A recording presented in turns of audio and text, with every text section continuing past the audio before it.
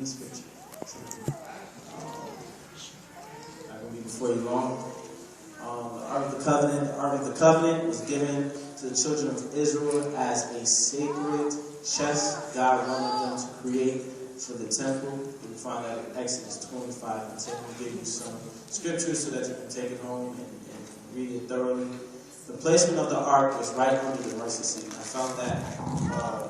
found that very significant, considering the fact that the mercy seat represented mercy, and the ark represented the power of God. So even in his awesome might and awesome wonder, the placement of the ark was underneath mercy, which shows that he was basically showing that he had mercy. He's a merciful God. So the ark represents God. The ark represents God, and his miraculous power inside was Aaron's budded rod and the 10 Commandments, as well as manna from heaven.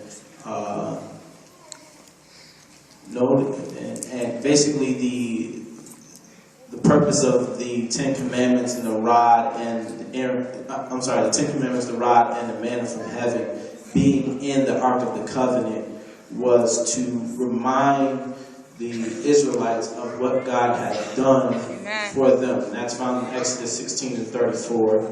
The specs of the ark were given to Moses in Exodus 25 and 10. I'm going to read that right quick. And it says, and I'm going to read the New Living Translation. Have the people make an ark of acacia wood, a sacred chest, 45 inches long, 27 inches wide, and 27 inches high. Overlay it inside and out with pure gold, and run a molding of gold all around it. Cast 4 gold rings attach them to its 4 feet, 2 rings on each side. Make poles from acacia wood and overlay them with gold. Insert the poles into the rings at the side of the ark to carry it. These carrying poles will stay inside the ring. Never remove them. That's another part that we can talk about later, how they try to put it on a cart, and God didn't tell them to remove it from the ring. But we're going to talk about that today. We're going to talk about the Ark of the Covenant, how to get the specs of it. Then make the Ark's cover the place of atonement for pure gold, which is the mercy seat. It must be 45 inches long, 27 inches wide. So basically, God was very precise in how he wanted the ark to be created.